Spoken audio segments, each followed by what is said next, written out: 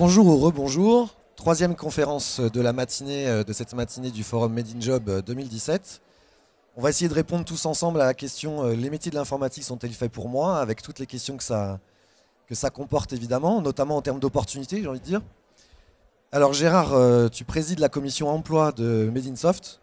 Emploi formation. Emploi formation, excuse-moi, j'ai oublié le mot formation.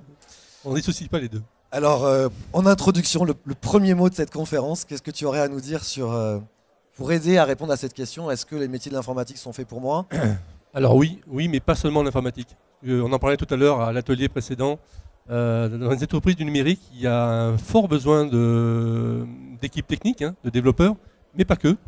Donc que vous soyez dans la gestion, dans l'assistanat, dans je dirais même la manutention, les entreprises du numérique ont besoin de vous. Alors c'est vrai qu'aujourd'hui, il y a un fort besoin de compétences dans les métiers techniques, tels que développeur Java, développeur .NET, développeur PHP, les métiers émergents avec le big data, l'Internet des objets. Donc vraiment, on est un écosystème qui est extrêmement demandeur de ressources, de compétences, de talents. On dit aujourd'hui, mais on suppose que vous êtes tous des talents. Donc il faut absolument nous rejoindre.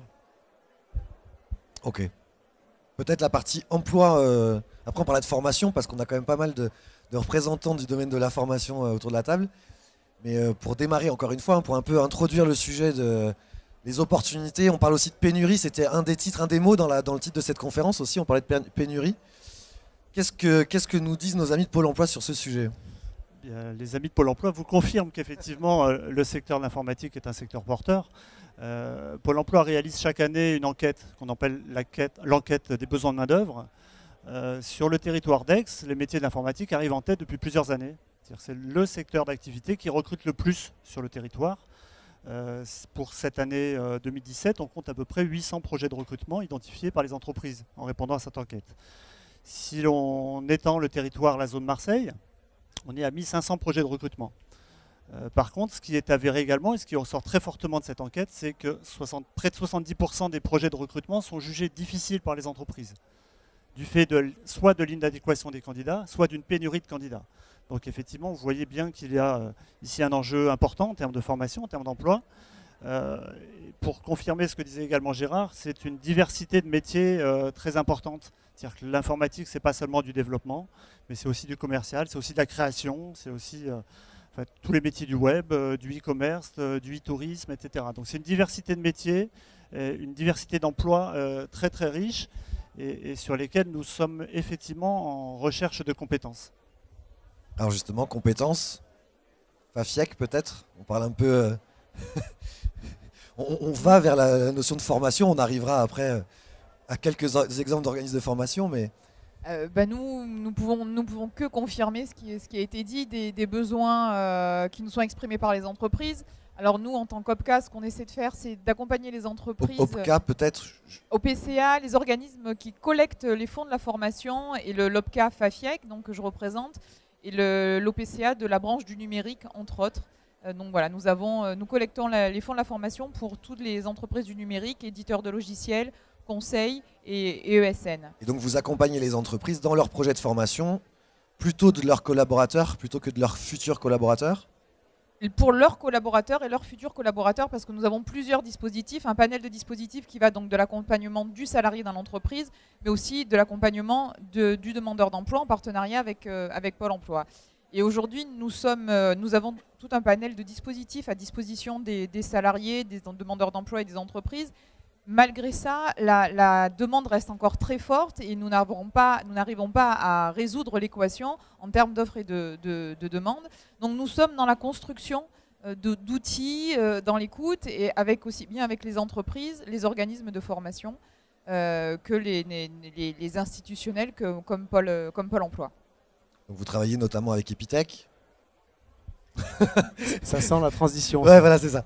Alors, on ne travaille pas encore avec l'OPCA, mais on va sortir une offre en contrat de professionnalisation. Donc, on sera amené à travailler avec vous très prochainement pour vous dire à quel point le besoin est important. Juste une chose pour dire pourquoi le besoin est si important. Aujourd'hui, il faut comprendre qu'avec la transformation numérique, l'informatique, les informaticiens sont les bâtisseurs, les architectes du monde digital. Et comme tout se digitalise, on a besoin de ces compétences. que ce soit en système, réseau, sécurité ou en développement. Il y a un mouvement de fond, et c'est pour ça qu'aujourd'hui tout le monde est tendu. C'est que là où avant on allait acheter en magasin, ben aujourd'hui on achète en magasin, mais pas que. Donc voilà. Sur le besoin d'emploi, pour rebondir sur ce que disait le Pôle emploi, 70% des emplois sont des emplois de cadre. Donc le conseil qu'on pourrait donner à un jeune aujourd'hui, c'est s'il peut aller à une formation Bac+5 qui va quand même lui permettre d'ouvrir 70% des emplois qui sont aujourd'hui demandés par les entreprises.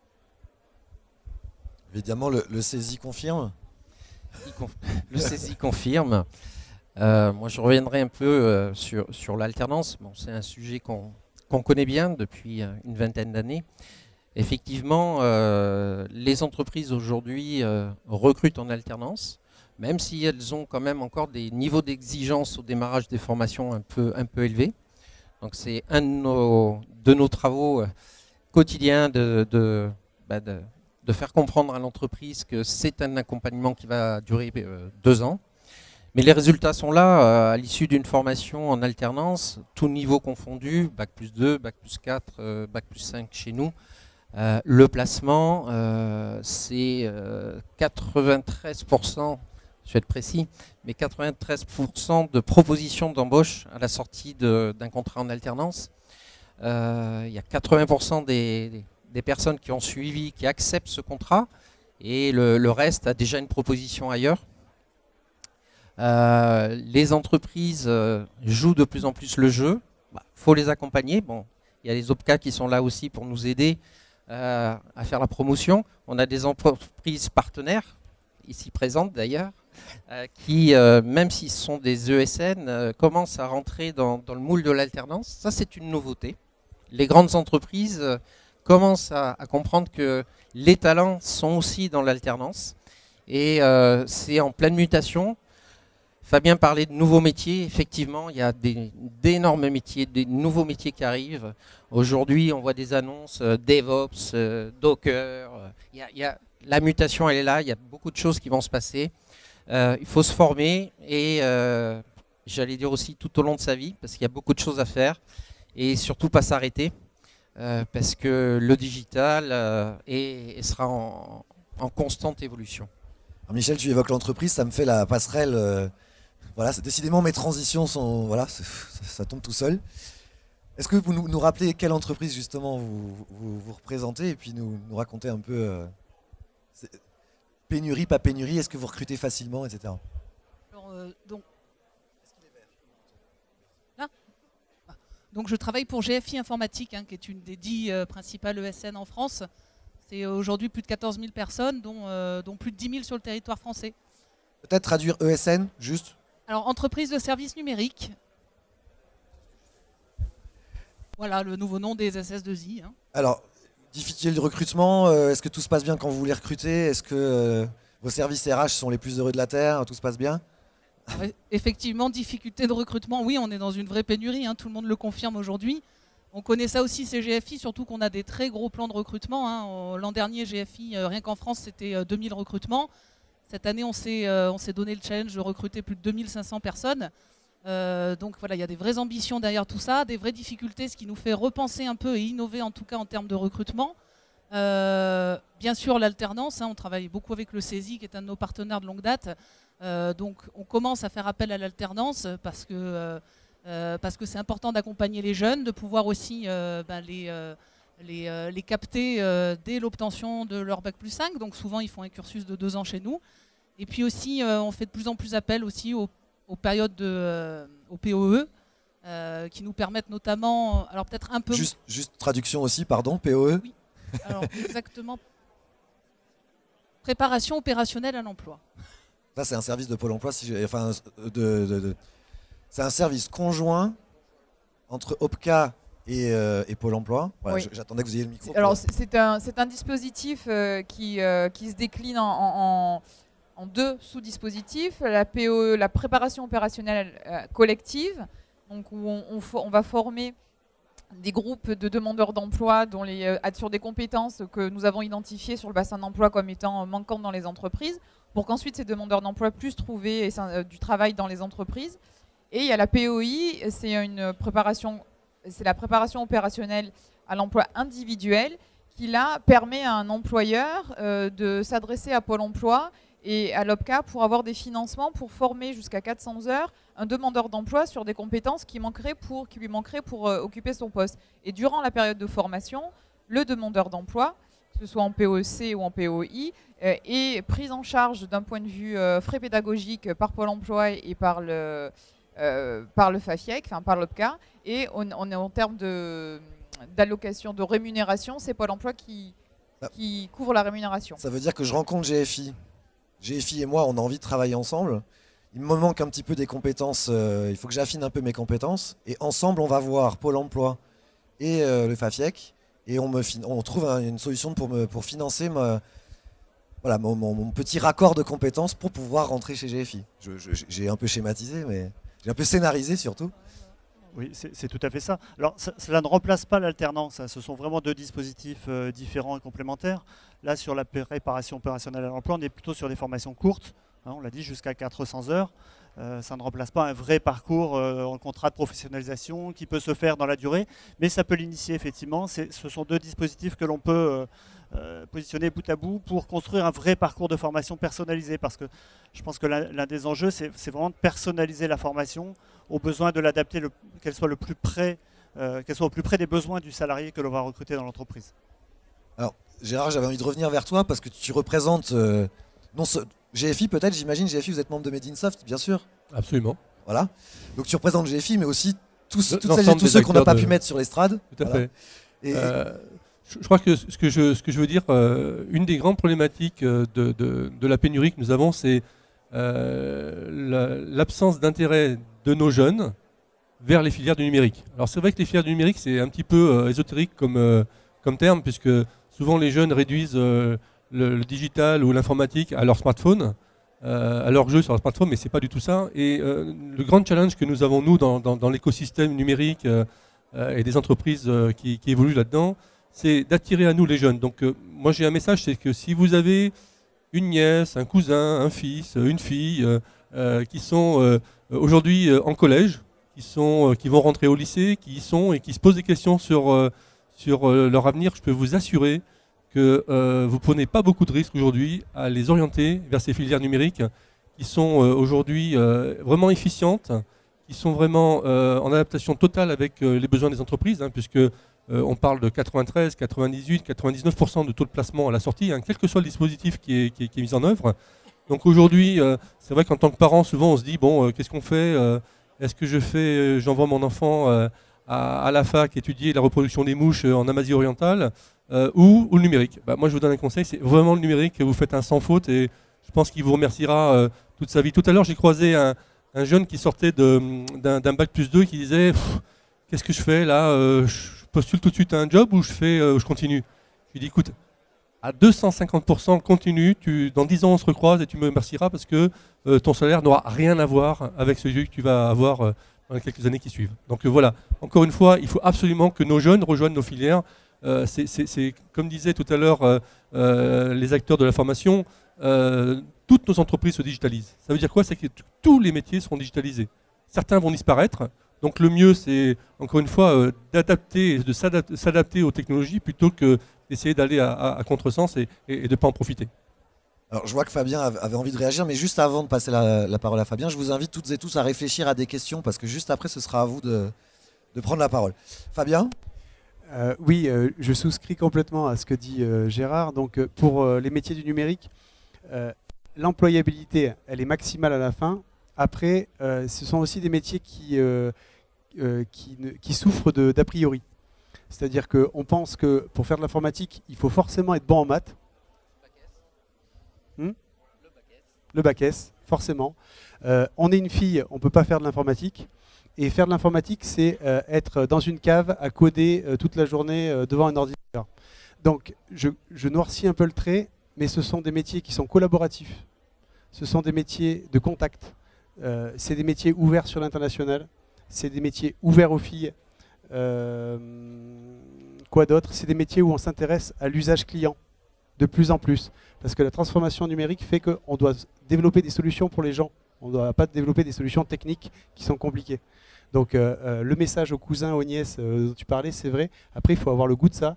Juste pour rajouter que l'éducation nationale a rajouté au programme de collège Scratch, et qu'aujourd'hui, dès le collège, ils vont commencer à étudier les algorithmies. L'algorithmie, ce qui est derrière l'informatique, c'est comme faire une recette de cuisine. Vous donnez des instructions à l'ordinateur et vous lui demandez de renvoyer des choses. Et selon les instructions que vous lui donnez, votre gâteau, il n'est pas cuit, trop cuit, etc. Donc, ou bien cuit aussi, ça arrive. Ou très bien cuit. Juste pour vous dire, nous, on a des bacs L littéraires qui fonctionnent très bien. On a un jeune là qui sort de bac L qui fait des coding clubs, qui fait partie des meilleurs de la promo. On n'est pas obligé d'être fort en maths pour être bon en informatique. Alors, est-ce que ça vous fait réagir? Déjà, je vous vois acquiescer. Vous voulez acquiescer avec un micro dans la main ou pas? Non? Ah. Pardon. Oui, bien sûr. Bonjour. Concernant le Scratch au collège, vous dites que ça va être fait, mais ça va être comme l'anglais, il n'y a personne pour l'enseigner. Et aujourd'hui, c'est un gros problème, c'est que les enfants qui sont au collège, c'est pas qu'ils ne sont pas intéressés, c'est qu'il n'y a personne pour leur en parler, personne pour leur expliquer ce qui est possible. Et quelque part, même le Scratch au collège, c'est déjà trop tard. Le Scratch, ça peut être enseigné dès l'école élémentaire. C'est quelque chose d'accessible aux plus jeunes. Et ça devrait être un enseignement obligatoire dès l'école élémentaire, parce que demain, vous dites oui, tout va être digitalisé, mais justement, on est déjà en retard. Et c'est bien le problème aujourd'hui qu'on a. La pénurie, elle est liée au retard que l'on a d'avoir expliqué que demain, tout est digital et qu'on est déjà dans ce monde où, effectivement, on a énormément besoin de ressources pour nous adapter à ce monde qui est en permanent changement et qui se digitalise à une vitesse phénoménale. Alors, en fait, la pénurie, c'est pas vraiment une question, si je me permets de... Oui, moi, c'est oui. C'est pas vraiment une question, c'est une réaction au Scratch au collège. Et simplement de dire que est-ce que la pénurie, du coup je ressens sur mon sujet, oui. Est-ce que la pénurie est pas liée dès l'origine? Est-ce qu'on n'apprend pas les métiers de l'informatique, je schématise, hein, est-ce qu'on n'apprend pas les métiers de l'informatique trop tard? Et est-ce que même l'initiative qui vient de naître effectivement dans les collèges, est-ce que même cette initiative-là n'arrive pas trop tard? Voilà. Hein, c'est ça? Et il y a la question des personnels pour former au Scratch, mais j'ai peur que ce soit pas tout à fait le sujet de notre table ronde. Une réponse. Effectivement, le plan numérique de l'éducation nationale est assez récent. Nous travaillons au niveau de la branche Syntex Innov qui représente les entreprises du numérique au niveau national. Nous sommes au niveau régional en train de nous rapprocher de l'éducation nationale et des deux rectorats d'Aix-Marseille et de Nice pour tisser des liens, pour mettre en œuvre de nouvelles solutions au sein des entreprises, pourquoi pas, et au sein des établissements. À la découverte des métiers, mais envisager des partenariats. Alors, on est en train de tout construire, hein, mais envisager des partenariats comme former les enseignants, faire former les enseignants par des professionnels, par des informaticiens. Et voilà, tout ce genre de travail est en train de se construire. Soit la construction ne va pas aussi vite que les besoins de la société. En tout cas, la branche en est consciente. Elle se déploie au niveau régional pour essayer de mettre en sorte de faire en sorte de commencer à proposer des solutions, mais il est vrai que le temps de la construction des différents partenaires et le temps de l'économie et des besoins qui y sont liés ne sont pas forcément en concomitance. Michel? Oui, moi je voulais rajouter, là on a parlé beaucoup de jeunes, mais il y a des personnes aussi à un certain âge qui songent à la reconversion. Les entreprises, c'est le retour que je peux avoir, vont regarder une chose essentielle, c'est le savoir-être. C'est aujourd'hui, dans un recrutement, quelque chose d'essentiel. Est-ce que la personne va se lever? Bon, c'est des informaticiens, donc on va être peut-être un peu plus cool. Mais est-ce que je peux compter sur lui? Et est-ce qu'il a la capacité et la compétence pour acquérir les nouveautés informatiques et se former, s'auto-former? C'est aujourd'hui, dans toutes les entreprises que je peux rencontrer aujourd'hui, un des critères quasiment essentiels, c'est ce savoir-être. Donc c'est pas parce qu'on a un certain âge qu'on ne peut pas non plus se mettre à l'informatique. C'est pas simple, je suis d'accord, mais dans toutes nos promos en alternance, pour faire encore un petit chiffre, on a 25% des personnes qui ont l'âge au-dessus de 26 ans qui est le contrat jeune. Ouais, mais on a des personnes jusqu'à 40, 50 ans. C'est pas évident, mais ça existe avec de vraies envies. Ouais, mais c'est un des critères. Et par retour d'expérience, nous, en tant qu'organisme de formation, on pousse, parce qu'on sait que le savoir-être va être essentiel dans le recrutement. Gérard, tu voulais... Je voulais juste apporter une information complémentaire. Entrer dans une entreprise numérique, sortir de l'école et y rentrer, c'est un premier point, mais je crois qu'aujourd'hui, on est vraiment entré dans l'ère de la formation tout au long de la vie. C'est vrai que c'était un terme qui existe depuis longtemps, mais je ne comprenais pas ce que ça voulait dire exactement. Mais depuis un certain temps, l'État et les organismes tels que les OPCA ont mis en place un dispositif qui s'appelle le CPF, le compte personnel de formation. C'est un outil qui vous permet d'avoir un budget. Ça, c'est la première fois de votre vie de salarié. Vous avez un véritable budget à votre disposition pour vous former. Ceci chaque année avec un abondement d'heures en fonction du nombre d'heures de travail dans l'entreprise. Donc, encore une fois, un conseil, partez sur une stratégie de développement personnel qui fait que chaque année, vous allez vous former sur telle ou telle technologie ou telle formation dans votre métier. Ça assure votre employabilité tout au long de votre vie. Je crois que c'est vraiment un outil qui est extraordinaire, encore mal connu malgré tout des salariés, mal connu des entreprises, puisqu'on voit qu'il y a assez peu de CPF qui sont déclenchés, même s'il y a une croissance exponentielle aujourd'hui qu'on observe. Mais vraiment, c'est un outil qu'il faut absolument acquérir et bien manipuler pour modeler son parcours professionnel tout au long de sa vie grâce à ça.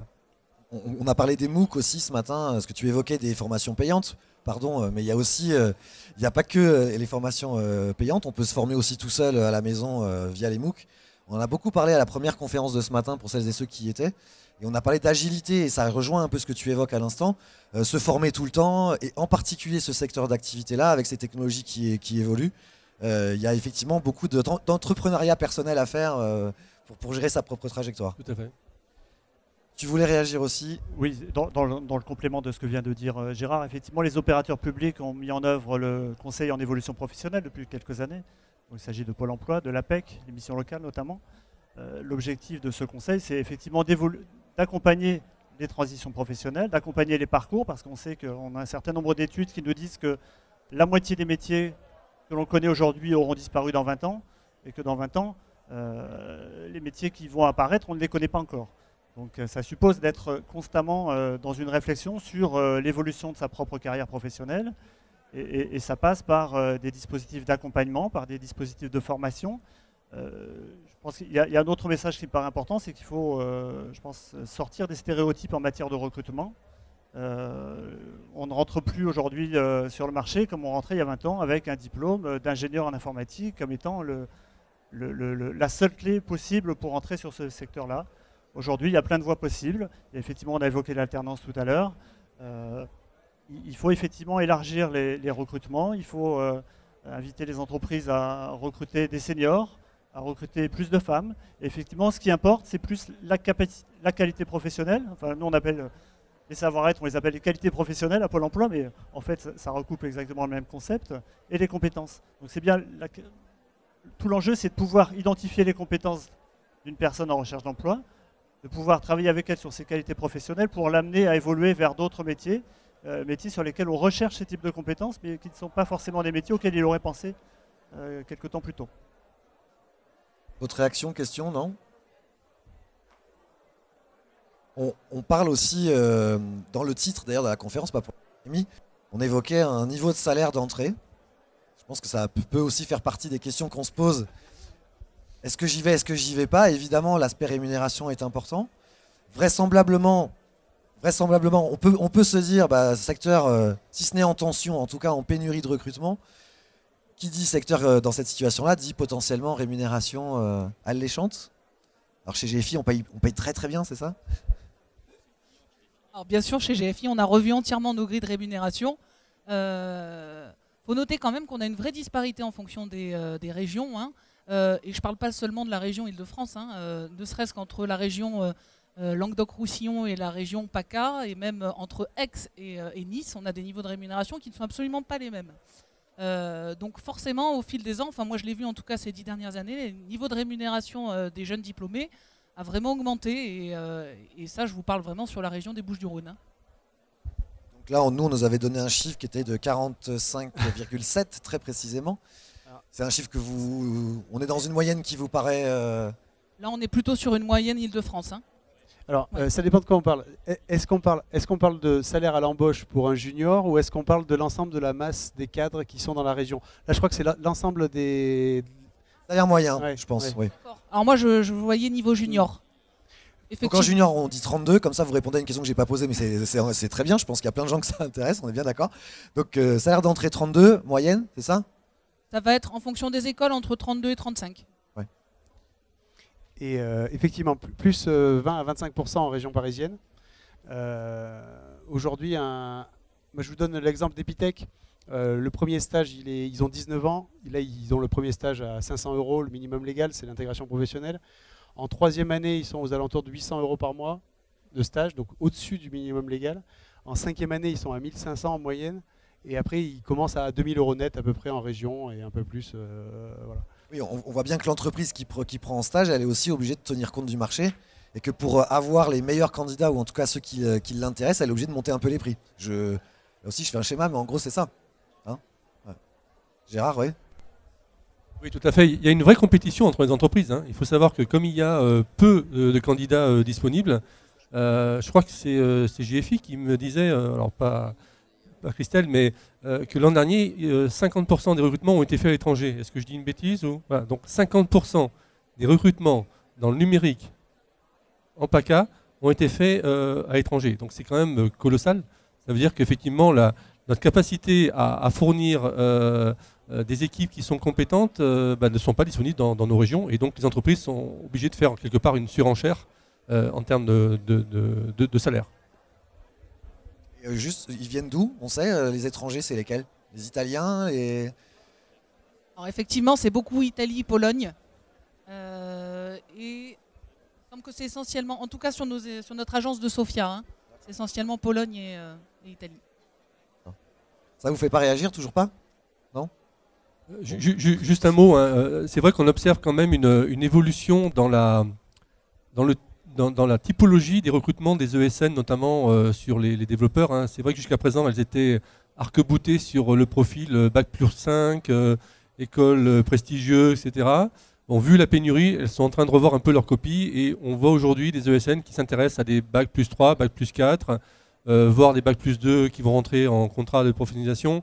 Et là aussi, je pense que c'est une belle opportunité pour des jeunes qui ne sont pas obligatoirement partis sur des filières classiques, Bac plus 5, mais qui peuvent passer par une filière intermédiaire, commencer à rentrer et mettre un pied dans l'écosystème numérique et ensuite, pourquoi pas, continuer leurs études en accompagnant une entreprise grâce au contrat de professionnalisation. Et encore une fois, c'est comme disait tout à l'heure un intervenant, il faut être agile en termes de dispositifs. Aujourd'hui, il y a des dispositifs comme Simplon Mars, par exemple, qui vont chercher des jeunes qui ont quitté l'école en 4e, 5e, 3e, qui détectent chez eux une capacité à devenir des développeurs et qui, en 3 mois et demi, en font des développeurs. Donc c'est une prouesse pédagogique que je trouve extraordinaire. Moi, je suis ébahi par ça. Aujourd'hui, ces gens sont recrutés. On commence à avoir du recul à 2-3 promotions, je crois, Magali. Des chefs d'entreprise ont pris des risques avec ces jeunes-là, mais aujourd'hui, ces jeunes sont en entreprise, évoluent, et ce sont nos futurs cadres numériques de demain. Donc, je pense qu'il n'y a pas de voie obligatoire, il n'y a pas une voie, il y a des voies, il y a des façons d'aborder ce monde-là, et je pense qu'il faut vraiment en profiter. Simplon, je crois que c'est à Centrale qu'on peut aller chercher des infos, Centrale Marseille. Non, sur l'estrade? Dans la salle, toujours pas? Ça vous interpelle pas? Vous êtes en recherche potentiellement d'opportunités et on recrute à l'étranger. Ça vous interpelle pas? Non. On parle beaucoup de techniciens, mais bon, moi je sais que on s'est vu tout à l'heure, même au niveau de commerciaux qui veulent évoluer vers le métier du numérique. Alors on parle de l'agilité, mais on n'est pas forcément confronté à des entreprises qui sont très agiles, elles, de leur côté aussi, avec des gens qui ont une vraie volonté de rentrer dans ce milieu-là, qui aiment ce milieu-là, qui se documentent, qui se forment. J'en dois en être à une dizaine de MOOC en ce qui me concerne.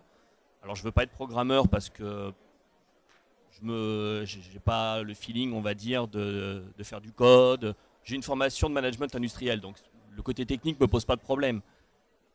mais être toute la journée sur un écran, autant la gestion de projet, ce que vous disiez, le côté collaboratif, le côté identification d'un besoin client, de travailler avec lui sur le développement d'une solution, pas de problème. Mais c'est vrai que quand je vais à un entretien, j'ai pas forcément des gens qui sont très... On voit ce que j'ai fait comme formation, mais on met en avant, oui, mais bon, toi, tu as vendu du vêtement. D'accord, mais je suis un commercial avant toute chose. Donc, vous me formez à votre produit et je vais vous le vendre. Désolé, je vais reprendre la parole parce que c'est un sujet d'actualité pour moi et quelques acteurs. Il faut se repasser dans le contexte. Un chef d'entreprise d'une start-up ou d'entreprise numérique, c'est quoi? C'est soit un ingénieur qui avait la super idée et qui est parti, qui a embarqué quelques copains pour monter ça, soit un gars d'école de commerce qui a trouvé un ingénieur qui avait l'idée. Donc en gros, c'est ça. Donc le problème, c'est quoi? C'est que ces gens-là n'ont aucune compétence RH. Et c'est très compliqué pour être un chef d'entreprise de recruter un commercial. Parce que ça peut être long, ça peut être, il y a beaucoup d'échecs, il y a beaucoup de désillusions. Une personne qui paraissait dynamique dans la salle de recrutement arrive à 10h du matin et atteint pas ses objectifs, donc c'est très compliqué. Donc il faut se mettre à leur place. D'accord? Donc ça, c'est un premier point. Et il faut se dire qu'effectivement, ces gens-là vont essayer de recruter des gens qui leur ressemblent. Et ça, je pense que c'est le discours numéro 1 que vous devez avoir, c'est ne recrutez pas quelqu'un qui vous ressemble. Ne recrutez pas un technicien pour en faire un commercial. C'est la pire des solutions. Les plus grands échecs que j'ai connus, moi, ce sont ceux-là. Quand on a fait l'erreur de recruter un technicien en se disant il a la compétence technique, donc on va en faire un commercial. Ça n'existe pas, ça. Ça n'existe pas. Il vaut mieux, en tant que chef d'entreprise, recruter un commercial qui n'y connaît rien, mais qui a la fibre commerciale. La fibre commerciale, c'est pas vendre des tapis sur le marché. Hein. La fibre commerciale, c'est aimer son client, aimer la relation client, aimer son produit, respecter, de l'éthique, c'est ça être un commercial. Et si le chef d'entreprise a une bonne vision de son métier, il va être capable de recruter ce type de profil qui va lui permettre d'ouvrir les portes, quitte à ce que derrière il y ait un consultant informatique, qui est un développeur pour venir conforter la relation client avec son client. Et c'est vraiment comme ça. Et donc si vous êtes dans une démarche de rentrer dans le numérique par le commercial, vous devez avoir ce discours. Vous devez évangéliser votre futur recruteur sur le fait que il n'a pas à recruter un technicien. Il faut qu'il recrute un commercial qui va l'aider à développer son business. Développer son business. Ça veut dire chiffre d'affaires, ça veut dire rentabilité, ça veut dire emploi. Et vous devez avoir cette relation-là avec lui pour pouvoir faire adhérer à votre profil. On forme à ça aussi dans les écoles?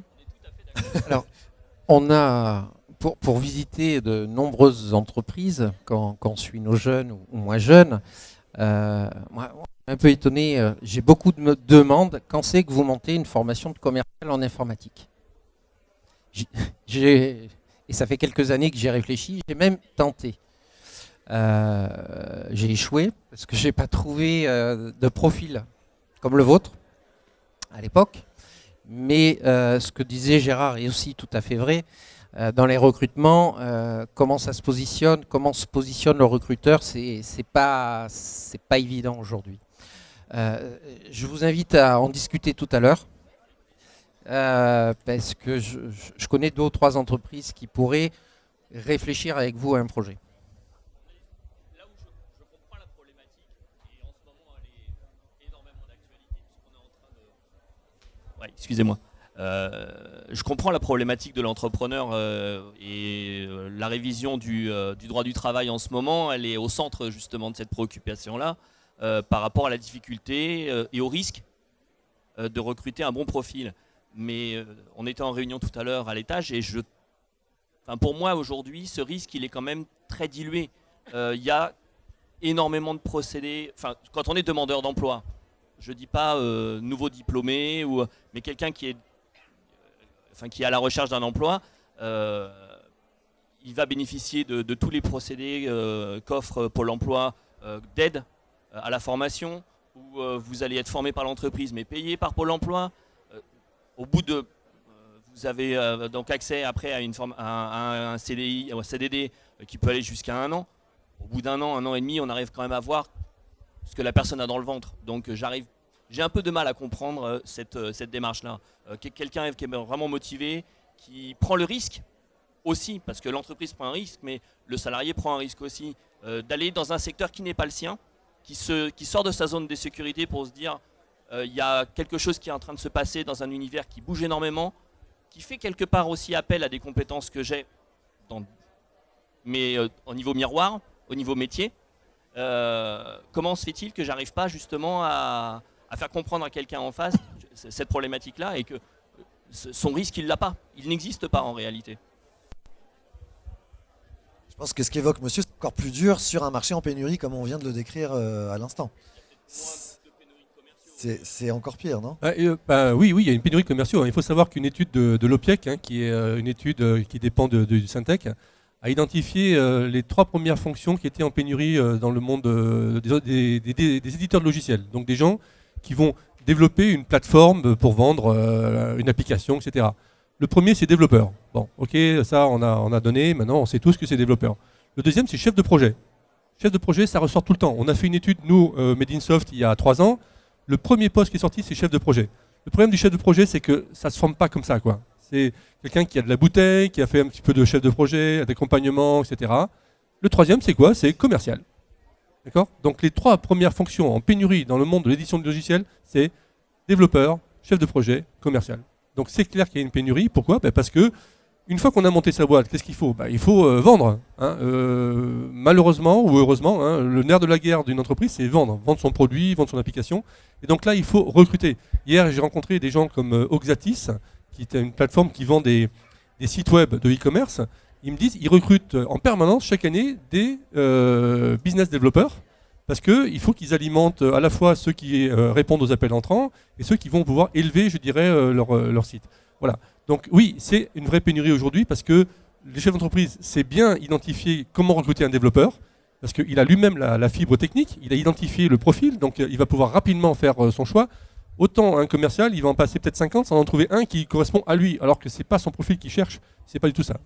Donc il y a une pénurie, mais un petit peu forcée par la typologie des recruteurs qui ne sont pas les bons pour recruter les commerciaux, je dirais. Voilà, c'est un petit peu la démarche.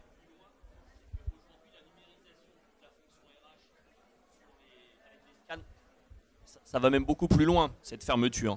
C'est que la numérisation de la fonction RH avec les scans de CV, avec des choses comme ça, pour avoir fait une immersion en ESN, je voyais la lecture des CV et les personnes qui étaient en fonction depuis un certain temps passaient à côté de profils parce qu'elles les lisaient en diagonale, parce qu'il y avait des scans où certains mots ne sortaient pas. Et moi, je les ressortais, ces gars-là, en disant, mais alors il va manquer un truc dedans. Mais ce mec-là, il a fait ça, il a fait ça, il a fait ça. Aujourd'hui, on veut tellement être productiviste dans la façon qu'on a de chercher un profil qu'on passe à côté réellement des talents. Et un truc tout bête, j'ai un copain à moi qui est dans l'alarme, enfin qui est dans la sécurité de manière globale, et il est intéressé aussi bien par un profil commercial que par un profil de consultant ou éventuellement un peu plus technique de mise en place. Son CV, comment il va pouvoir le présenter? Comme on demande aujourd'hui sur un CV de mettre un intitulé, eh ben, il va fermer systématiquement la moitié des 2 recherches. Parce qu'on va voir ou un profil de commercial ou un profil de consultant. Et ça, moi je trouve ça aberrant. Quand on est en vraie pénurie de talent, il faut prendre le temps de regarder vraiment ce qu'a fait la personne, éventuellement d'aller chercher des compétences que l'entreprise va avoir besoin, mais peut-être même que cette personne-là, elle n'est pas consciente, même au moment où elle met en ligne son CV sur l'APEC, de possibilités de métier qu'elle ne connaît pas, mais pour laquelle elle a réellement le profil. Et en ayant une lecture comme ça en diagonale, je pense qu'il y a énormément de déchets et on perd énormément de talent. Je crois que Pôle emploi a une réponse en termes d'adéquation avec un métier, je pense. Oui, vous me donnez l'occasion effectivement d'évoquer l'approche par compétences, parce que pendant très longtemps, à Pôle emploi, nos systèmes d'information fonctionnaient sur le métier. Donc si vous étiez sur le bon métier, ça allait, on pouvait vous transmettre l'offre, et nos systèmes de rapprochement faisaient un tri entre les offres basées sur un code ROM, un code à 5 chiffres, et les demandeurs d'emploi inscrits sur un code à 5 chiffres. Et si ça ne matchait pas, ça ne matchait pas. Aujourd'hui, on a développé une approche par compétences. Donc le plus important, c'est d'identifier les compétences et on a intégré les qualités professionnelles dans cette approche par compétences pour effectivement pouvoir croiser et matcher les candidats par rapport aux offres. Donc là, c'est effectivement un enjeu important. Et en poussant un peu cette approche, on pourrait quasiment se passer du CV. Ou alors que le CV ne reprenne que les compétences et faire en sorte que l'on puisse croiser les compétences recherchées par l'employeur et les compétences que peut proposer le candidat. Ça me donne également l'occasion d'évoquer ce que l'on présentera à 16h aux entreprises qui le souhaitent sur le stand Pôle emploi, à savoir la méthode de recrutement par simulation. Méthode de recrutement par simulation est une méthode Pôle emploi qui permet de recruter, qui permet aux entreprises de recruter sans s'appuyer sur le CV, mais en s'appuyant sur l'identification des habiletés, c'est-à-dire des capacités à reproduire des gestes professionnels dans un contexte donné. Voilà, ça c'est de manière un peu générale. Ça fonctionne très bien depuis une vingtaine d'années sur un certain nombre de secteurs, dans l'hôtellerie-restauration, des secteurs techniques, des secteurs où les emplois sont qualifiés, la logistique par exemple. Et depuis 2 ans, avec la direction générale, on avait le projet de développer cette méthode sur les métiers de l'informatique du numérique, compte tenu de la pénurie de talents.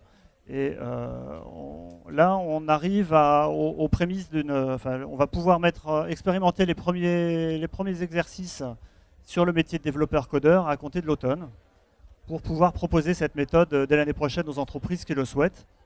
Alors, l'objectif, c'est effectivement d'identifier des compétences, d'identifier des capacités professionnelles, donc d'identifier des profils qui pourraient s'orienter vers ces métiers. Charge à nous, avec le FAFIEC, avec les écoles, de construire des parcours de formation, parce qu'on sait que la compétence n'est pas forcément suffisante, il faut aussi les compétences techniques, le savoir-faire, et ça peut venir après. Et ça, on peut l'enseigner, et donc il faudra que l'on travaille effectivement avec tous les acteurs de la filière et les acteurs de formation pour travailler sur les parcours de formation, pour permettre aux personnes chez qui on aura identifié des compétences et chez qui on aura peut-être ouvert les yeux et fait penser à une nouvelle orientation dans un nouveau secteur, les amener petit à petit vers l'emploi et la qualification. Je peux rajouter quelque chose rapidement. Après on clôturera. Il y a quelque chose qui est en train de se passer, c'est aussi au niveau des recruteurs, je parle essentiellement des ESN. Voilà. Avant, ils venaient nous voir. Bon, alors, vous avez qui à nous présenter? Qui sort? Aujourd'hui, vous allez démarrer une formation, on va vous accompagner en tant qu'organisme de formation. Ils sont présents dès le démarrage aujourd'hui, par des actions de communication, d'encadrement, de moyens. C'est en train de changer, mais ils ne sont plus à la sortie à nous attendre, ils sont là pour nous accompagner, et ça c'est quelque chose qui est en train de se faire vraiment. Juste pour dire très vite, moi je suis rassuré de voir que Pôle emploi a ce type de questionnement, parce qu'effectivement le monde est en train de changer, on a besoin d'agilité, on a besoin de savoir-être, et en France on est prisonnier de nos étiquettes. J'ai connu ce que vous disiez, quand j'étais jeune commercial à l'époque, j'avais des cheveux, et on me disait, mais on cherchait un commercial qui avait déjà vendu dans tel secteur d'activité, et je leur disais, mais moi, je pense que je suis capable d'apprendre. Si je suis un bon commercial, je suis capable d'apprendre. Donc, à l'américaine, moi, je vous invite à aller sur tout ce qui est le fait de prouver vos compétences avec des portfolios, avec des réalisations. Peut-être que ça vous permettra, avec ces réalisations-là, de convaincre davantage. C'est ce qu'on dit, nous, à nos jeunes diplômés ou à nos stagiaires. Voilà. Mais je pense que le monde est en train de changer, donc il faut espérer que cette question d'étiquette sorte un petit peu. Ok. Bon. Après, je vous laisserai... Parce qu'il est l'heure, il n'y a pas une dernière question, non? C'est bon? Personne n'est frustré? Ah, je voudrais pas vous frustrer, on reste encore 2 minutes parce que je vous repasse le micro. Je voulais savoir, justement, on parlait de ça, donc il y a cette pénurie, et cette pénurie n'a pas de frontières. C'est pour ça que beaucoup de nos ingénieurs vont à l'étranger. Et par exemple, un ingénieur qui commence à New York, c'est 100 000 $. En France, on est effectivement 32. Bon, entre 80 et 100, hein, je mets un peu la barre haute. Mais quand on est jeune, qu'on a 25, 26 ans et qu'on nous offre un poste à 100 000 $, qu'est-ce qui nous retient en France et qu'est-ce qui pourrait nous faire rester en France? Ça, c'est une question difficile pour la dernière question. On laisse l'entreprise répondre ou le monde de l'entreprise répondre à cette question? Je dirais premièrement que le niveau de vie à New York est peut-être pas le même que chez nous. Oui, et les charges et les services publics non plus. Enfin, voilà. Hein, on est moins protégé aussi, c'est un pays où on est... Bon. Globalement, qu'est-ce qu'on peut répondre à un diplômé? C'est-à-dire, c'est un peu paradoxal avec tout ce qu'on a dit depuis tout à l'heure. Les entreprises ne trouvent pas de gens compétents sur le territoire et on dit en même temps que des gens compétents. Ce qu'on peut dire aux jeunes, c'est aller à New York, allez à New York. On peut dire ça aux jeunes, allez à New York, c'est super. De toute façon, il y aura toujours des gens qui partiront à New York. Hein, et ceux qui reviendront. Et ceux qui reviendront. Moi, je pense que étant jeune, c'est bien d'aller faire un petit tour à New York et et de revenir. Parce qu'aujourd'hui, le challenge pour nous, les entreprises, hein, il y a des dispositifs hein, qui s'appellent, je ne sais plus comment ça s'appelle, enfin, un dispositif qui... Comment ? Voilà, exactement. Donc qui est chargé de rapatrier nos expatriés qui sont partis pour leur rappeler que le niveau de qualité de vie, en tout cas en Provence, est peut-être le meilleur de France. On a le soleil, on a la technologie, on a la mer, on a la montagne. Et donc je pense que c'est ça qu'il faut vendre au-delà des salaires. Je pense qu'à un moment donné, gagner 30% de plus à Paris, mais se payer 2h30 de bouchon tous les matins, moi je pense qu'on peut faire le choix. Et à contrario, pour avoir mené quelques opérations de placement de demandeurs d'emploi, on s'aperçoit que les gens ne sont pas très mobiles non plus. Moi, pour avoir croisé des personnes qui étaient en sortie de cursus type POEC, je disais, bon ok, alors vous êtes mobile? Ah oui, pas de problème, hein, je peux prendre le bus pour aller dans le quartier suivant, hein, aucun problème, je suis mobile. Bon, voilà, on a des réponses comme ça. Donc oui, il y en a quelques-uns qui vont partir, mais malheureusement, il y en a beaucoup qui ne sont pas assez mobiles. Moi, je dirais que contrairement à ce qu'on peut penser, les gens ne sont pas assez mobiles. Ne serait-ce que d'aller de Aix à Marseille, c'est très très compliqué. Hein. Il y a des entreprises aujourd'hui qui créent des espaces de coworking à Aix parce que leurs salariés de Marseille ne veulent pas faire Marseille-Aix. Alors c'est vrai que nous sommes dans une pénurie totale d'infrastructures de déplacement hein, et c'est un grand handicap pour la région. Aujourd'hui, un grand handicap de la région, c'est le déplacement. L'engorgement des autoroutes, l'engorgement des voies d'accès, l'engorgement des zones d'activité. Donc je vous dis, les entreprises sont en train de trouver des solutions pour essayer de faire en sorte que leurs salariés ne se déplacent pas, mais pourtant restent dans la région et puissent trouver des jobs qui sont en adéquation avec cette pénurie. Hein. Vous vouliez... Non, c'est bon? On les remercie, tous les 6, et puis n'hésitez pas à les solliciter dès qu'ils seront descendus de l'estrade. Merci à tous les 6. Rendez-vous dans 10 minutes pour parler RH. 5 minutes, oui, 5 minutes, oui. 5-10 minutes. Pour parler RH et qualité de vie.